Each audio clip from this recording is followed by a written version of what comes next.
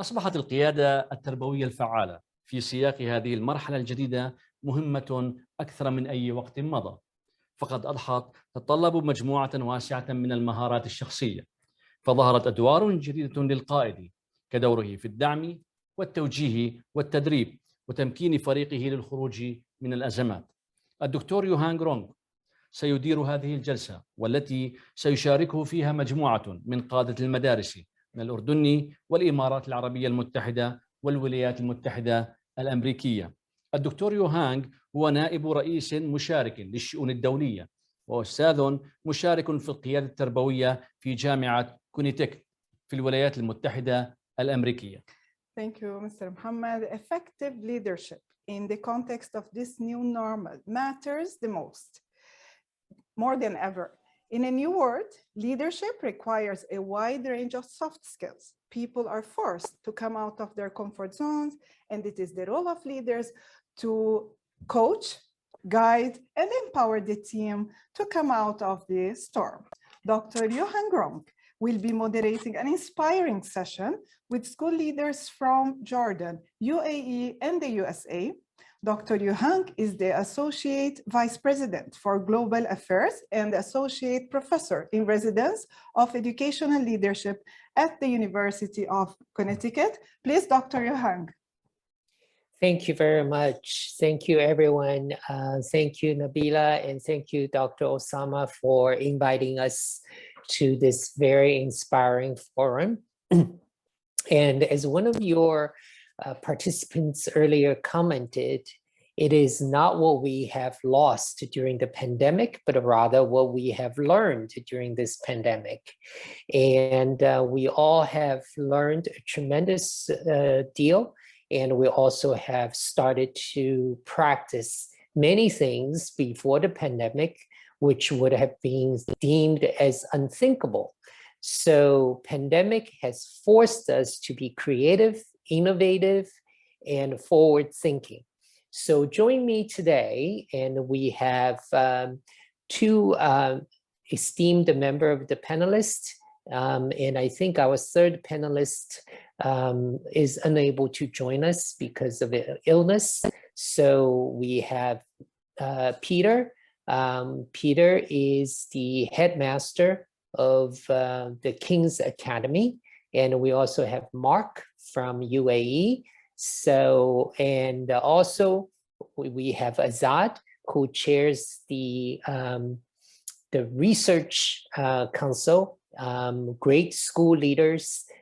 He's joining us from California in LA area, if I am correct.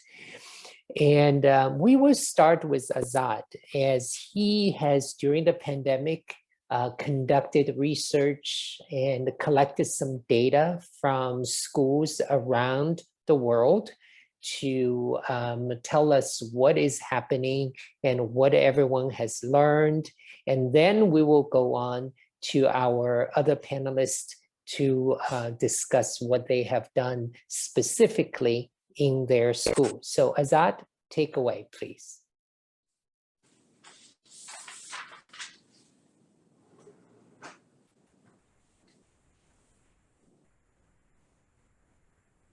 Are you there? Are you Sorry, muted? hi. Hi. Yes, sorry, hi. Sorry, I was on mute. But a big thank you, Dr. Yuhang, for having me on this panel. And thank you to Nabila and Dr. Osama and the entire team at QRTA for organizing this wonderful conference. So I am the co-founder of Global School Leaders, and we work on school leadership in low and middle income countries around the world. So we work in Malaysia, Indonesia, India, Kenya, and now Brazil. And so, you know, when what we found during the pandemic was that school leaders were being asked to do so much all of a sudden, right? So when the pandemic first hit, they had to make sure that schools were shut down. They had to try and engage students and keep the communities involved in what they were doing. And so last year in April 2020, we did a first round of a survey with school leaders from around the world, actually, and to just understand what they were thinking. And so this year in 2021, we did a follow-up to that to actually see how school leaders were continuing to think, given that the pandemic had now lasted for more than a year. And so this is really so we surveyed around 4,000 school leaders from around the world. These were self-selected, so we didn't have a panel of school leaders we were asking. It was an open invitation to participate in this. But we found some very interesting stuff. And let me just walk you through a little bit what we found through our survey. The first is that the pandemic has taken a huge toll on school communities. So while certainly I respect what people have been saying around, looking to see what we've learned from the pandemic, I think it's also important to acknowledge the devastating impact that the pandemic has had on school communities. So what we found is that 50% of school leaders, so as I said, we had around 4,000 school leaders from around the world, 50% of them have reported experiencing a loss directly in their school community. So whether it was a student, a parent, or a teacher, so 50% of them have reported experiencing a loss. And as you can imagine, that's a huge emotional toll on a school community. The second data point that I wanted to share here was that 27% of school leaders are reporting dropouts from their school as schools have opened up. And we see this particularly in low-income countries, where 69% of school leaders have reported dropouts, and within private schools where 58% of school leaders are reporting dropouts. So what we're seeing is that the economic toll of the pandemic is also quite high, as parents are deciding whether to keep their children in school or not. The pandemic has taken a huge toll on that. So what have school leaders been doing? So school leaders have really tried to keep their communities engaged, but it has been difficult. So for instance, 41% of leaders in low-income countries have reported reaching less than half their students during school shutdown. So when school leaders were asked to keep their communities together, check in on the students' emotional health, mental health, what we're finding is that not everyone has been reached and not everyone has been touched by quite a large number, right?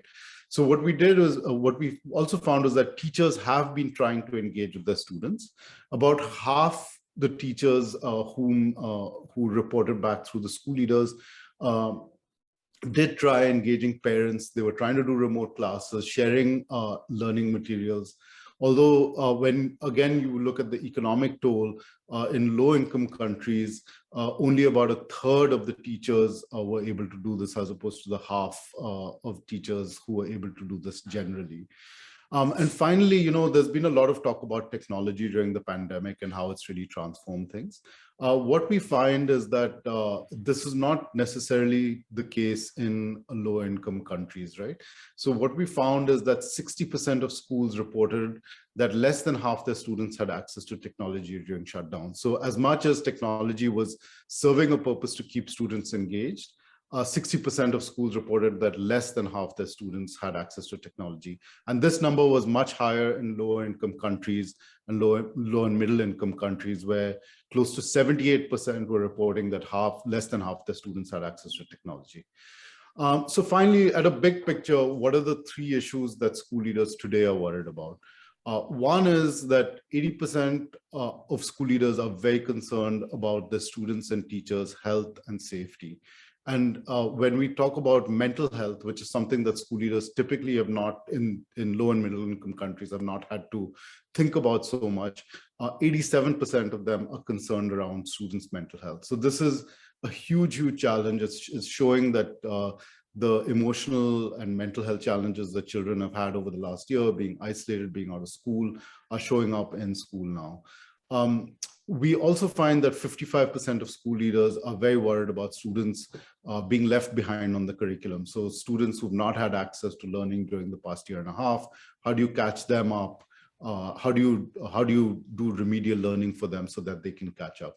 And finally, there's a good number, so 40% of school leaders are very worried that the pandemic will drag on and that schools will continue to shut and reopen. And they're worried that there's that they will have to continue to operate in this sort of haphazard fashion as they have over the past year, and in the face of that, continue to ensure that learning happens. So that's just a quick snapshot of what we've learned. We will be releasing this data in the next week or so. It's not, we're just finalizing the report for it, but all this data will be available publicly in the next week or so. So thanks, Dr. Yuhang, and looking forward to the discussion going forward. Thank you very much, Azad. And your data is very, very similar to what I am familiar with the US schools and what we are concerned about. And also my immediate reaction is more on the university level. I think the safety, especially student mental health, is of prevalent concern. We have seen students during the pandemic and even starting a little bit before the pandemic, and mental health has been a discussion. UConn belongs to a research university consortium globally called the Universitas 21. And in 2019, when we met, we focused on moving forward. Student mental health is our primary concern in the area of student affairs. So with pandemic, this is even becoming a much more prominent issue that we need to deal with. And you're absolutely right. We are very, very concerned about whether this pandemic is going to go on for a little while. And I still remember, if you do as well, when we shut down in about late February, early March in 2020, we originally talked about, oh, after 3 weeks, we'll all be back. And that was a devastating estimate. And now we are almost approaching 2 years. We are still opening in a sort of a hybrid manner. Although most universities in the US, we are fully open, but of course, it's not the same as before. So let's hear from our two panelists who have on-ground experience in leading their schools in the pandemic and planning for the future. So,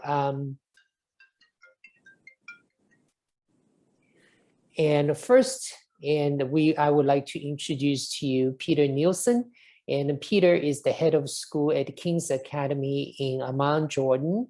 And Peter actually previously was not far from me. And he worked at the Deerfield Academy, who many of you know is a very prominent school in the New England area in Massachusetts. So Peter now is in Jordan. So we'll start with Peter and then we'll move on to Mark. So Peter, please. Thank you, Yuhang. Can you hear me okay? Is everything fine with the audio? Yes, we can. Great. First, I want to say thank you to you, Yuhang, and to the organizers as well for the honor of being a part of this this conference. It's been extraordinary to hear the discussions that have happened so far. Second, I want to thank Azad for your presentation and your sharing the data. You've basically answered all the questions and shared everything that that we might share in the macro scale, and really told the story of what it's like to be in a school on the ground through the reports that you've shared. I'll start with an initial reflection from life on the ground about what's been learned and what shifts in perspectives have happened here. I'll start with a reflection on the hype cycle in general. And the hype cycle, as we may all be familiar with, is that when a new technology emerges or when something changes, we often rise to the peak of expectations of how that will change our world. And then we find actually that those expectations aren't met, and we sink to the trough of disillusionment about what it is. And then we return to something that is something like what our future ends up becoming. And I think we all watched this unfold over the course of the last year and a half, especially around remote learning and technology, where we were all pushed very quickly in ways that none of us expected into online learning. And for a period of time, there were those who said, look, we can all do it. We can all do technology. We can all do education in a fully technologically mediated setting. And then that was the peak of expectations. And then soon after, we hit the trough of disillusionment as we all hit Zoom fatigue, as we realized that there were equity issues related to this, and those who didn't have access were falling behind, as we realized how challenging it was to stare at a screen for 8 hours a day, or whatever our time frame was. And then we found our way back to the places where technology can be useful. And we've heard that in some of the previous sessions. The session just before this, we heard this when we were exploring where technology can be accessible, can be successful at creating accessible learning for all backgrounds. And I think observing that hype cycle over the last year and a half is helpful as we think about not only what the position of technology is today, but what the position of other learning interventions are today. And that's reflected in general by the general understanding that new technologies don't often replace old technologies, but new technologies provide function, new ways of operating provide new functions in the broader landscape. When the microwave oven was created, we didn't throw away all of our stoves. We didn't stop baking bread in the oven. But we found out that we use the microwave for some things, and we use the oven for others, and we use the stovetop for others still. And so from a general philosophical perspective about what we've learned and what perspectives have changed in the last year and a half, I think this understanding of how new ways of thinking and new evolutions in technology and learning often don't replace old ones, but often reposition them into the vocabulary, into the portfolio of approaches to learning that we have, and then we can apply and we can use as schools. So what does this mean concretely for us? What has this meant for us concretely as a school? There's the ways in which we responded to the pandemic, but then there's more specifically what we've learned. I think I'll identify 4 different elements of what we have learned. One is follows immediately out of what I said about technologies. One, we've learned that online technology is good for some things, like self-starters, like self-paced learning, some particular content areas. It's good for shy people. Online learning is good for some learning settings, but it's not good for others. It can amplify equity issues. It can provide connection, but the connection is not the same as the connection that we have when we are in person. So we've understood we've developed a moderated understanding of where technology is applicable and where it isn't, where we should invest in it and where we shouldn't. The second thing that I think we've learned is that relationships are at the center. So much of what has succeeded when we have been virtual, so much of what we've understood that we've valued from before is the relationships that are at the heart of learning, the relationships between students in the classroom, the relationship between the students and the teachers, the relationships between teachers and teachers. The strength of these relationships is what helps build the strength of our learning experiences and the affinity that students have for learning. A third learning that we've had, a third lesson from the pandemic, is that I would say if something has really shifted in our pedagogy, it's our assessment more than anything else. We've learned to push ourselves towards assessments that are mastery-based. We've learned to push ourselves towards assessments that are driven by intrinsic motivations or by personalized experiences, because those are ones that we can implement more safely in these different settings. So our assessment has shifted significantly. And the fourth area, after our change in how we understand the role of technology, after our understanding that relationships are at the center, after our understanding that assessment, we can take new approaches to assessment that are more meaningful and we can bring into our pedagogical arsenal. The fourth area is that I think as we suddenly and quickly bridge past and future, the innovations that bring us into the future also affirm tried and true, long-standing historic values and truths. Our movement towards technology, which can sometimes be anonymous and impersonal, reminds us that respect, dignity, relationships, and connection matter. Our movement, the absence of presence and our movement into different settings remind us that active learning and meaningful work are at the heart of whatever setting we're in, whether it's virtual settings or in personal settings. Our movement of learning into new settings has also reminded us that different people have different needs and succeed in different settings. New settings, a new setting isn't a panacea for all people. We've been reminded that while that teaches us one thing, we've been reminded that personalized learning, that customizing our experiences to individuals, which has been a practice that we've been talking about for 100 years, is something that is really important. And lastly, as we've pushed into these new settings, we've been reminded again that equity matters, that haves and have-nots are further divided by certain settings, and it's our objective to close those gaps and to be sensitive to those gaps as much as we possibly can. Thank you, Yuhang. Thank you, Peter. Thank you. As you are discussing about using the different ways of technology, and certainly technology has been an integral part of our learning in the last 20 months. But as I often jokingly say, now we are almost sometimes have to be careful, not become slaves of technology. And now we are finding ourselves to be a little bit ADHD because we can do many things at the same time. And I was jokingly earlier mentioning this morning, I was hosting 2 forum discussion, one here and one with colleagues from all over the world, and talking about the decolonization of university. And before the pandemic, we couldn't even imagine attending 2 conferences at 2 continents at the same time. And now we can do that.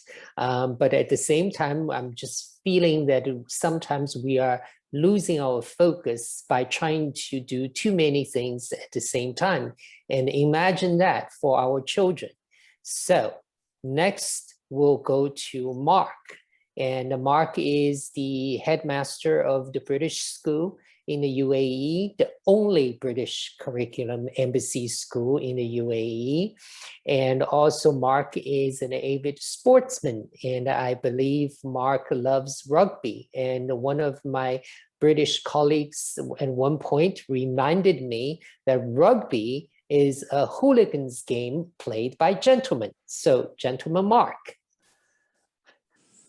Dr. Young, thank you very much. It's not often I get called a gentleman, so I appreciate that feedback. Thank you very much for the opportunity to speak today. And I'm going to pick up on what Peter talked about. And I've got 5 lessons that I think we've learned, both as a school and I think as an educational society. I think the first one is adaptability. The analogy I use is that schools across the globe, whether they had technology available to them or not, had to look very quickly at how they were going to teach students.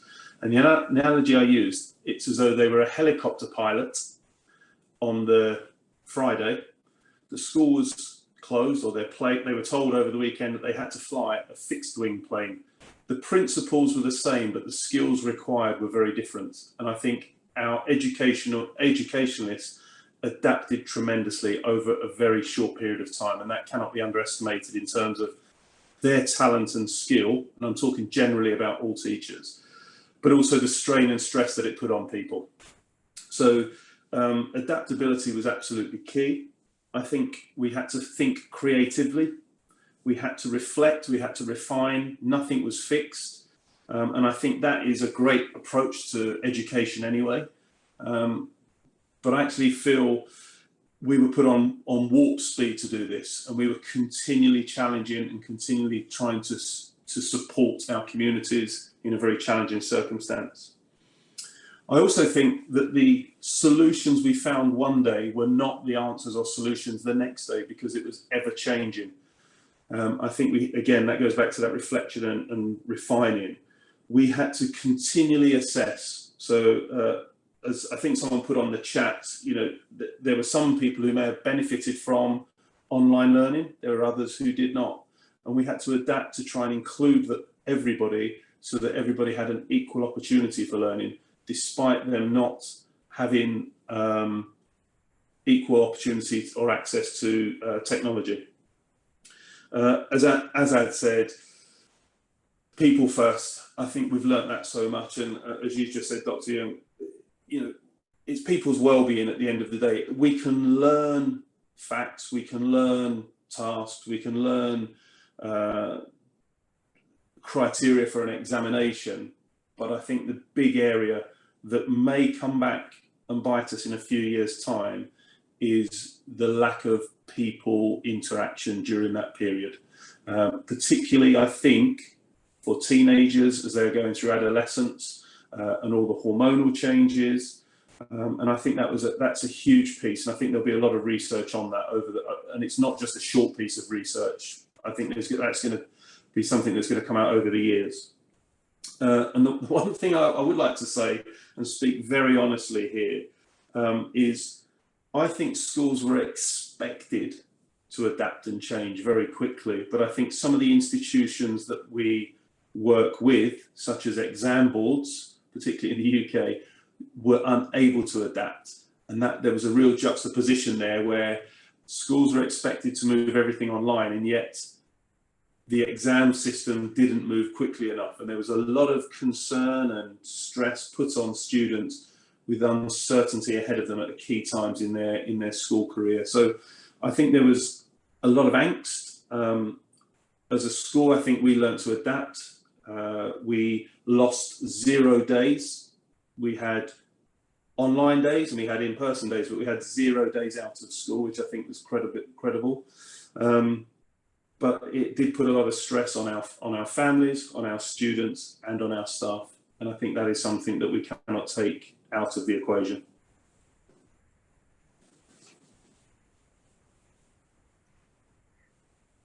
Thank you, Mark. And a couple of logistical things. First, I see some comments to the panelists coming to us in Arabic, so I may need some help in terms of if we need to respond to those.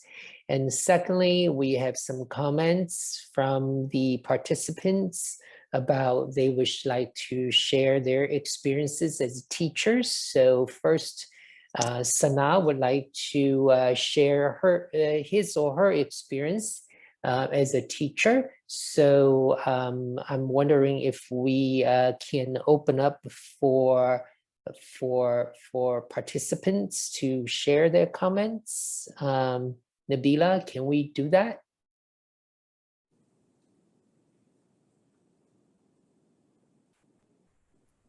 Yuhang, Yeah. Thank you so much. But you can respond to questions, but we cannot unmute attendees. Okay. So Got you it. can respond to read the questions, right?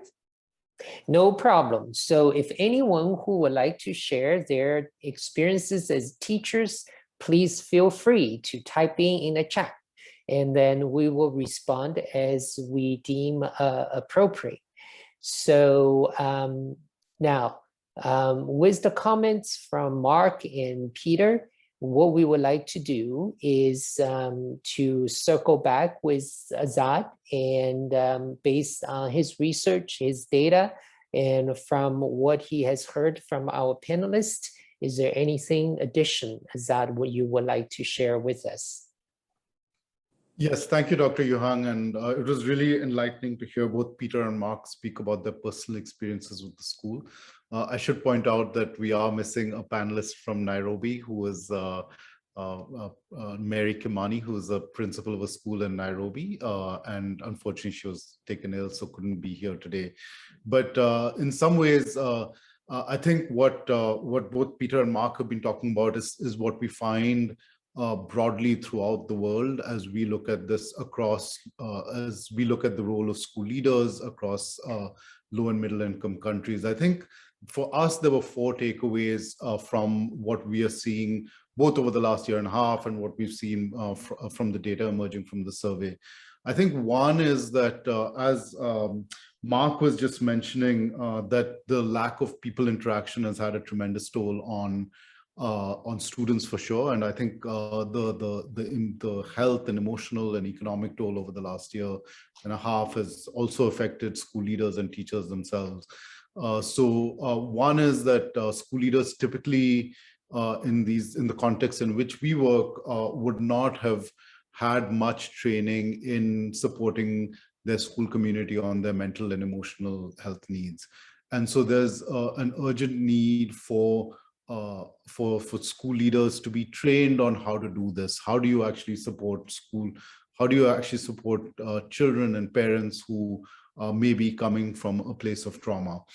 The second thing is that as we see schools opening up, what we're seeing is that systems are responding by saying, let's just move children through the system, right? Because we don't want to create a blockage in the education system.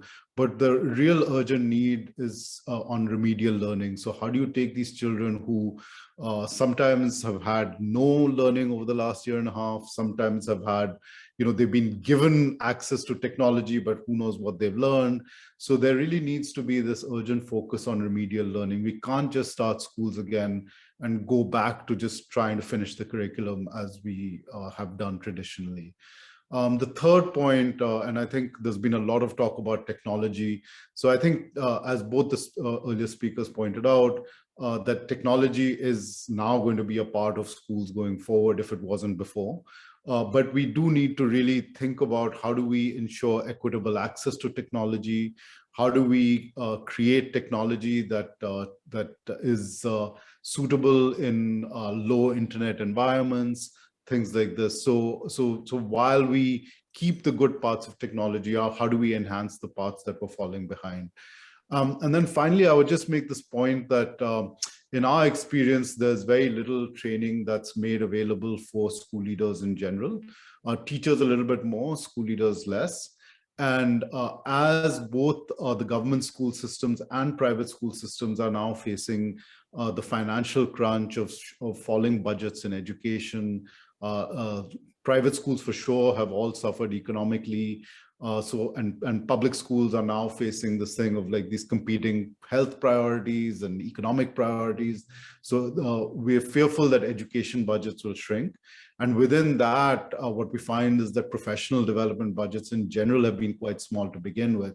So given these vast needs around preparing school leaders for their emotional health, preparing them for remedial learning, preparing them for using technology more effectively, how do we ensure that there are enough budgets in whether it's at the government system level or at a private school level, so that both school leaders and teachers can continue to receive adequate professional development. So I just wanted, these were the 3 or 4 takeaways that we had that we've been thinking about as we look to the future. Thank you, Azad. And also from a global perspective, we need to look at regions. And we also see during the pandemic, education delivery across the world is not necessarily equitable. And we're also seeing that as we move through the pandemic, vaccine distribution is not equitable. And also for young children, a lot of vaccine, they're not available to young children. And how do we make sure in order to create equitable education opportunities for all our children, where do we start from that front? And the front of medical technology, scientific support is absolutely necessary. So we all raise those questions, but one of the questions from our participants is, how can we do that? How can we ensure equity and equal opportunities in learning post-pandemic, whether we are going to have a post-pandemic or live with that COVID-19 for a long time. So how do we ensure that? It's a really good question, Yuhang. If anyone knows the answer to that, I think we will have solved some pretty significant problems in the world. It's a real challenge. Of course, equity is something that's critical in reaching towards a more just world in the future, and especially if we're trying to do the work that education aims to do, if we're trying to accomplish our goals, that's something we need to focus on. How do we do that? I think that means we continue to think about students from all backgrounds as we make our decisions at schools. And technology may be a tool in that, but even technology itself has its own challenges, as we've identified already. Something that I thought Mark said earlier that I want to return to and highlight. The first lesson that Mark listed was that adaptability is key. And adaptability, as you pointed out, Mark, schools had to be adaptable and had to adjust rapidly, and not every industry around us did. And schools were expected to be that. But what strikes me about adaptability is that not only was that necessary for schools, but if the world continues to be, as we expect it might be, more volatile, uncertain, complex, and ambiguous, then our adaptability is what will enable us to succeed and thrive. And when I say us, I mean everyone. And so the question that I've been thinking about recently, this was also highlighted in a McKinsey report recently in a survey of thousands of employers and thousands of employees. What is it that has led to happiness in employment? What is it that has led to employment? What is it that has led to greater income employment? Adaptability was one of the key features that pervaded these categories. Graduates of school who are adaptable are more likely to be employed in the workforce. And so how can we be thinking about adaptability as something that we not only practice, but something that we teach? Because if we can teach, and if we can encourage, if we can provide a structure that enables adaptability, then we are enabling our students to thrive and succeed wherever they may be. So Peter, oh, sorry, go ahead. Sorry, Go ahead, I'd just like to raise a slightly different, this isn't to counterpiece, it's to offer an alternative opinion, I suppose. And I think humans, we are adaptable as a species. If you look, my mother's 89 years old, and her method of transport was a horse and cart, which was fairly similar to what the Romans had.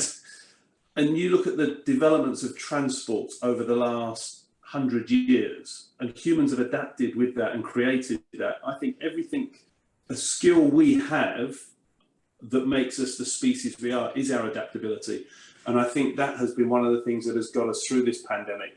That doesn't mean it's been easy for everybody, but I think as a species, we are adaptable, but that doesn't mean we shouldn't actually accentuate that and still teach it and develop it. But I think as a natural species, it is something we have in ourselves. Thank you, Mark. And we have some more questions, and some specifically for Peter. Can Peter give us an example of the best personalized assessment practices that you have used?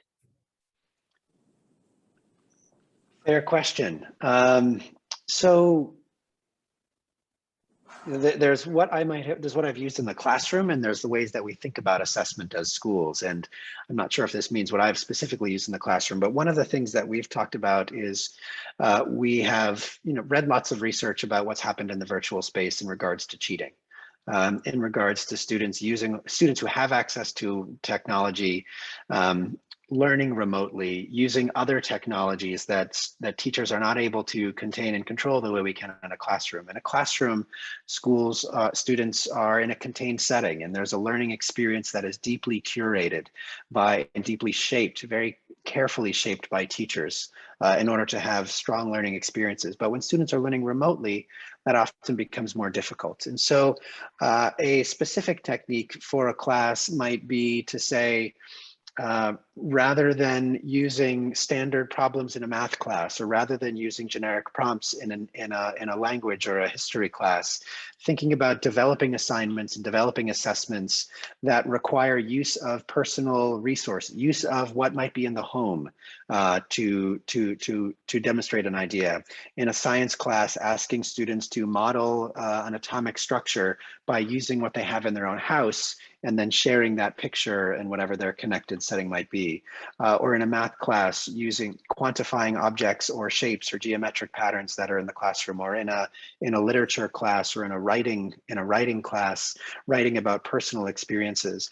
These kinds of practices that focus on the personal experiences and the personal settings of students are practices that prevent students, that remove the likelihood or reduce the temptation for students to take shortcuts, which they may be more likely to do in settings. Not only that, but it also reaffirms something that I mentioned before about one of the key 4 principles that lessons that we learned is that relationships matter. And I think we've heard about this, that the anonymity of being home, of being distance, we lose much of that social engagement. But when we have, even in remote learning, experiences that invite students to share of their own experience, they feel deeper connections to their students, they're sharing some of their own vulnerability with their peers, and that helps them invest further in their own learning and feel connected to their learning. So those might be some of the more concrete and specific practices that we've talked about teachers using in a virtual setting in order to personalize, in order to adjust, and in order to continue to strengthen those relationships with students and teachers. I think we are out of time. I've been given the heads up from Nabila, and also some other questions I think is very important that we don't have time to circle back, including the issue of Maslow's hierarchy of needs. And that's what I mentioned earlier, you know, in terms of vaccine distribution and whether or not this pandemic is going to be sticking with us for a while, and how do we live with the virus, and so on and so forth. So we wish we had more time for this, but again, I would like to thank you, my esteemed panelists, for their time, for them joining us from all over the world. Thank you, Dr. Osama. Thank you, Nabila Batul, for inviting us to this wonderful session.